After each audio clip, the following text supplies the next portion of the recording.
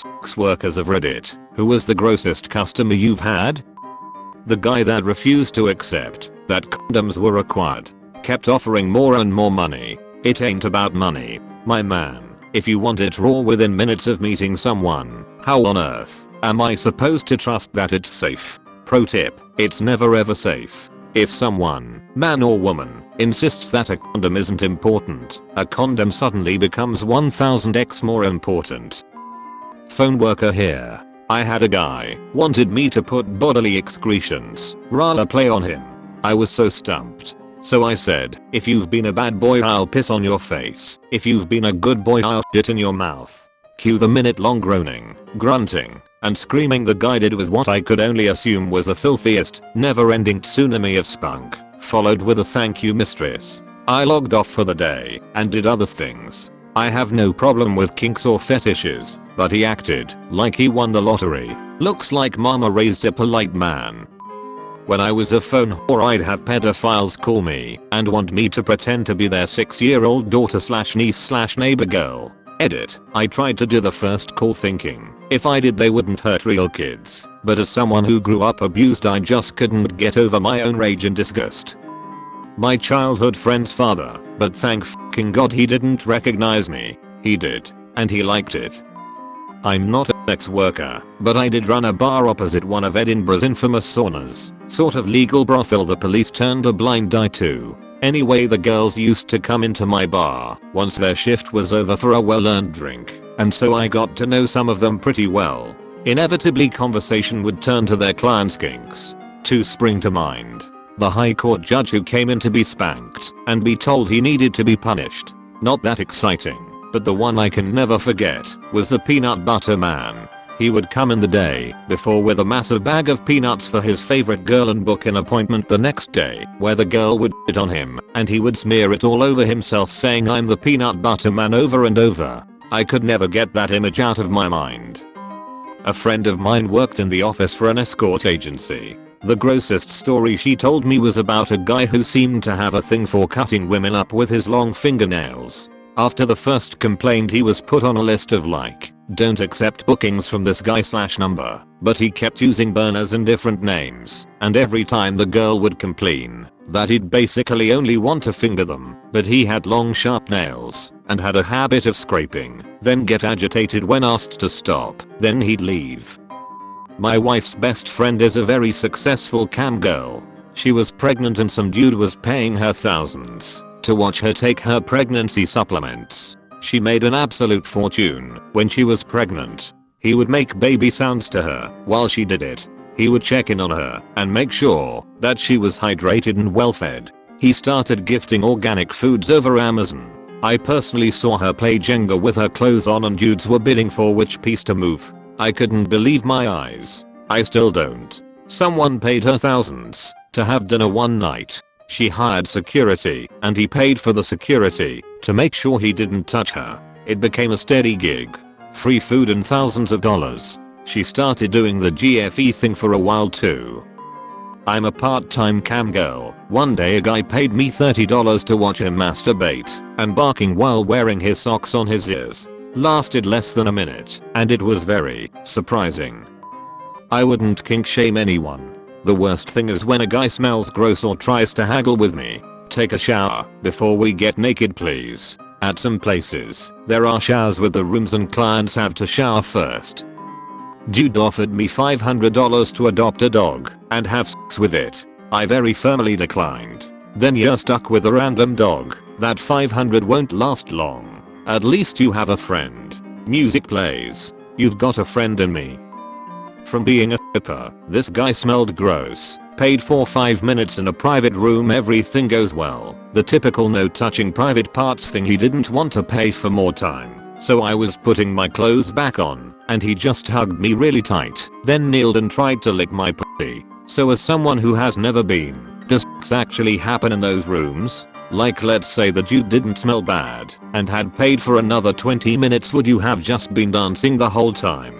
I really don't know how. I've never been to a strip club all my life. It depends on the country, I guess. In the one I worked in, organized prostitution is illegal. We would just dance, even if they paid 4-5 each. That's it. Touching was accepted if the girl was cool with it, but again, not the private parts since it's illegal. I had a guy that just wanted me to spit full globs of phlegm in his mouth while laid on his back with his mouth wide open. I'm rarely grossed out, but I just can't deal with copious amounts of spit or phlegm. It took so much effort not to gag/throw up just from seeing it slide past his tonsils. On the other end of the spectrum, I had a guy who liked to just lay on the sofa while I sat on him and watched TV. Human furniture fetish is definitely my favorite type of booking. Was a stripper. The ones who tell you that you look like their daughter/daughter's friend/ECT are pretty gross. Foot fetish dudes would come in at the end of the night, and the sweatier your feet were the better. Most girls love them though, because they give amazing foot rubs and pay you for it. Had a guy come in and lay on the floor and pay me to try to fuck on his face. He was dressed like Carlton on Bobbin Street. Honestly, a lot of girls like ones like this too.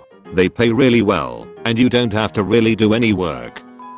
I was working for a new company and a man came in who requested to be referred to as the East of Thought and Mind. I wish I'd never booked him. I work at a sex store. We have a guy whose kink is cleaning. So he went to the arcades, glory holes and cinema and pulled all the used condoms out of the garbage can and ate the cum in them. We also have a dude that likes to lick door knobs and another one who smells the used paper towels. The one who left skid marks on my sheets because he couldn't wash his ass properly. The one who basically did himself and expected sex to continue.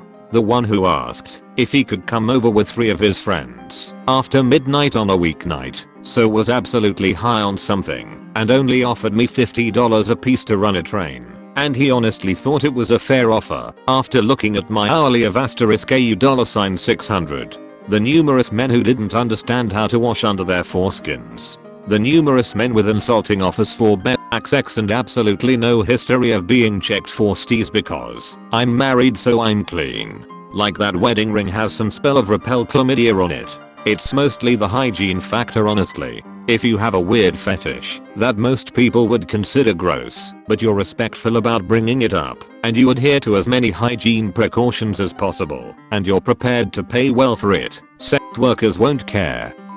Not a prostitute, but I was sexting with a customer who wanted to rub my vagina juices all over his gums because all of his teeth had been removed the year prior and had been replaced with metal plates in his gums. He said this all in the same breath, sir.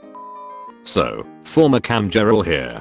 I would have assumed this guy was trolling, but he just seemed so earnest and had already tipped me like $600 that night. So, I have a cat, and he wanted me to go get a piece of cat shit from her litter box, fuck it up my ass, and then poop back out for him.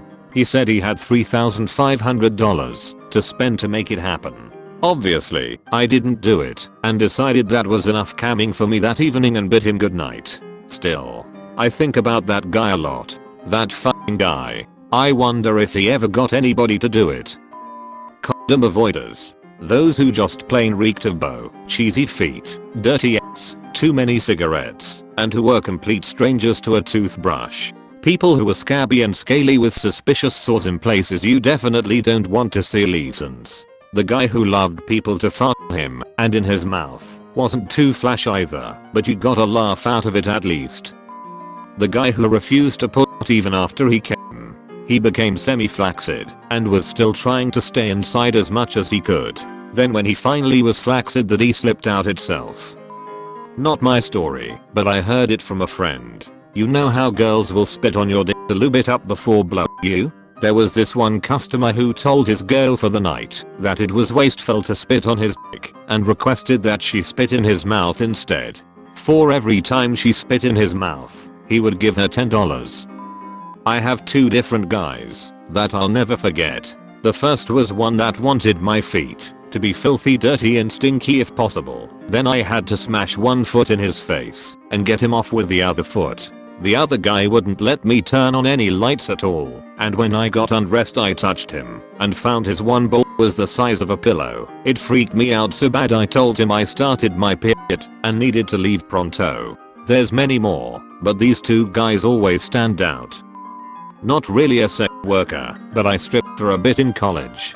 The amount of older guys saying things to me like tell me your real age or don't worry your little secret is safe with me while grinning terribly was always gross. I look young, so that wasn't very pleasant. It got worse when they would try and blackmail me into actual sexual contact by saying they'd reveal my actual age. Fortunately I was 19 so could just tell them to go ahead and do it.